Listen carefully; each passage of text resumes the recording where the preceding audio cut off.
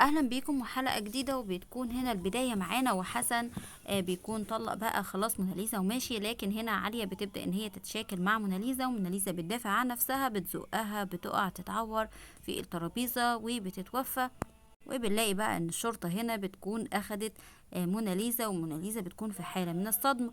المحامي هنا وهو بيتكلم بيقول طبعا ان هي كانت في حالة دفاع عن النفس، وان كل ده هيتثبت بالطب الشرعي. لكن هنا النيابة بتديها 4 ايام على ذمة التحقيق، وهنا حسن بيروح لها وبيقول لها ان هو مش هيسكت عن حق اخته ابدا. هنا كمان بقى بنلاقي ان علياء بتعرف خبر وفاة والدها، وان هو توفى في الشارع بالسكتة القلبية. محمود ووالده هنا كمان بيكونوا متضايقين جدا طبعا عن اللي حصل، وبنلاقي ان مامة حسن قاعدة بتعيط، وبيجي حسن بتقول ان هو لازم ياخد حق علياء، وان هما لازم يجيبوا حكم يعني جامد طبعا لموناليزا. وكمان هنا بتقوله ان هي مش هيتحاكم عليها غير لما تولد، ما هي الحامل بتتعامل كده.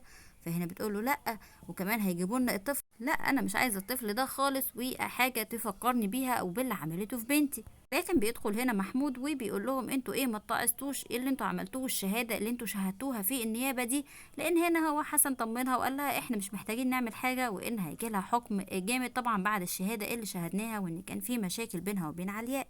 لكن هنا بيكون حسن خوف محمود، وبيقول له يعني انت تسكت خالص وبلاش بقى تعمل لي فيها شيخ، وتخليك كده قاعد مع والدك بدل ما اخدكوا ارميكوا في الشارع انت وهو، شوف هتعرف تعيش انت وهو ازاي. محمود هنا بينزل لابتسام وبيتكلم معاها، وبيقولها انا خايف جدا من الشهاده اللي هم شهدوها، وكمان خصوصا ان هو ما شافش حاجه. لكن هنا ابتسام بتاكد له ان يعني موناليزا ما كانش قصدها، بيقول لها طبعا هو مصدقها. ابتسام بقى بتطمنه وبتقول له ان المحامي مطمنها، وقال ان كل ده هيكون بالطب الشرعي، يعني هيبين الحقائق، وان في شهود كتير والكلام ده كله. بنلاقي هنا بقى كمان بتكون علياء قاعدة في عزاء والدها، وأيمن قاعد معاها وبيسألها عن موناليزا، بتقوله يعني زمانها خلاص شافت حسن ونست كل حاجة، نست أهلها، أكيد عارفة اللي حصل طبعا لبابا وخلاص نست كل حاجة. بيقول لها لا طبعا مفيش الكلام ده ولازم نسأل عليها. بتقوله يعني أنا مش هسأل عليها. بيقول لها يا ستي أنا هسأل، هاتي الرقم اللي كان باعت لي والدها. وطبعا ده كان رقم محمود، وبالفعل هنا بيقدر ايمن ان هو ياخد منها التليفون علشان يطمن على موناليزا من الرقم ده، وفعلا بيروح هنا يتصل بمحمود. فهنا محمود بيعرف خبر وفاة والد موناليزا، وكمان ايمن هنا بيعرف الخبر بتاع حبس موناليزا. بعدها طبعا بقى بنلاقي ان ايمن وولاء بيروحوا يزوروا موناليزا. موناليزا بتكون في حالة برضو صمت تام، لكن هنا بتحاول ان هي تتكلم طبعا بقى علياء، بتقول لها ان هي السبب، وان هي يعني اللي خلت والدها ووالدتها يتوفوا، وان هي مش عايزه تعرفها تاني. وبتبدا تقول لها بقى منك لله وحاجات كده كتير، في الوقت اللي ايمن اصلا عمال يقول لها طب احكي لنا، اتكلمي اي حاجه، انت في مشكله كبيره خلينا نساعدك.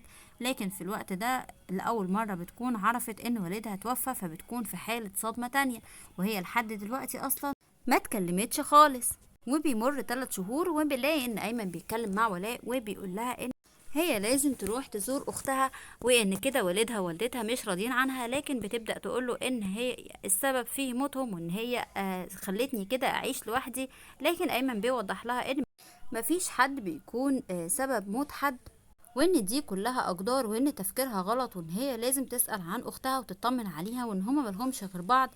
لكن بتكون رافضة خالص. بيقولها طب على الاقل لازم تقفي جنبها لان جلستها بكرة، وبتكون برضو رافضة. وبنلاقي هنا وقت الجلسة بيجي القاضي، وهنا بنلاقي بقى ان موناليزا كمان بتكون بقى بطنها كبرت، يعني وقت عدى 3 شهور.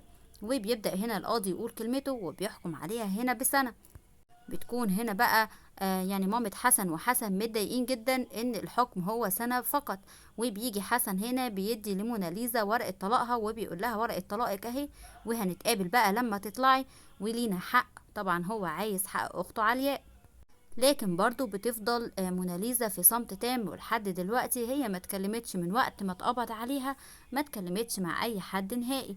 وهنا بقى بيكونوا خلاص مرحلينها على السجن، وبرضه هي في حالة من الذهول والصمت التام، ومش عارفة بقى لسه هتقضي بقية الوقت اللي هي هتقضيه ده ازاي، وهي كمان بقى حامل. وبتكون طول الوقت طبعا عمالة تفتكر والدها وكل حاجة، وتفتكر برضو الظلم اللي هي اتعرضت له. هنا كمان بقى بيكونوا يعني حسن ووالدته بيتكلموا مع المحامي ومتضايقين جدا ان المحامي ما قدرش يجيب لهم حكم. وهنا بيقول لهم اعمل ايه؟ القاضي هو شاف ان يعني الموضوع كله قتل خطأ.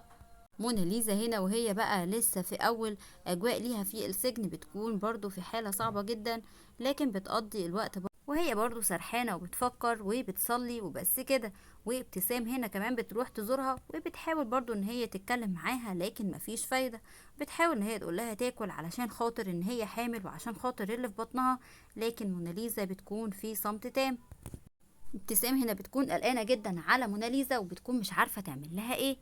بنلاقي هنا كمان ان ايمن وولاء بيبداوا ان هما يتكلموا في مشروع جوازهم، وبيقول لها يعني ان احنا بقى نتجوز وكفايه كده.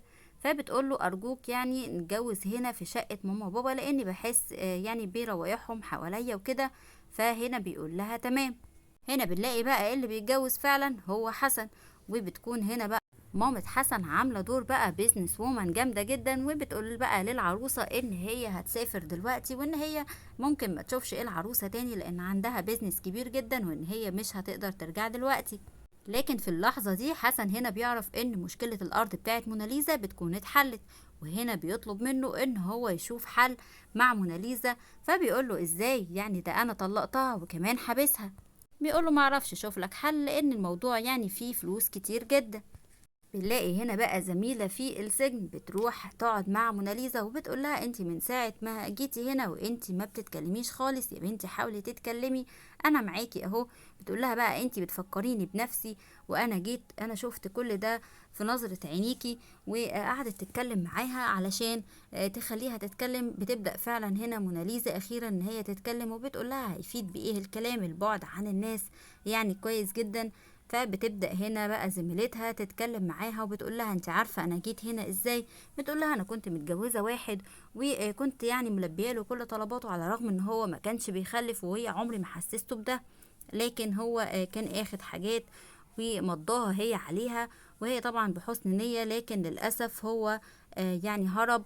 وكمان كانت عامله له توكيل وقدر بالتوكيل ده ان هو ياخد كل ما تملك. ويعني في الاخر لقت نفسها ان هي في السجن، على الرغم ان هي حاولت طبعا تسدد الحاجات دي كلها بممتلكات ليها او ممتلكات لاخوها، لكن برضو ما قدرتش ولقت نفسها ان هي مرمية.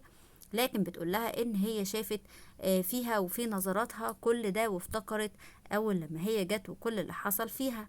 فهنا بقى بتبدأ موناليزا تتكلم معاها وبتقول لها خلاص وان هي هتحكي لها كل حاجة. وبالفعل هنا بتبدأ موناليزا تحكي لها.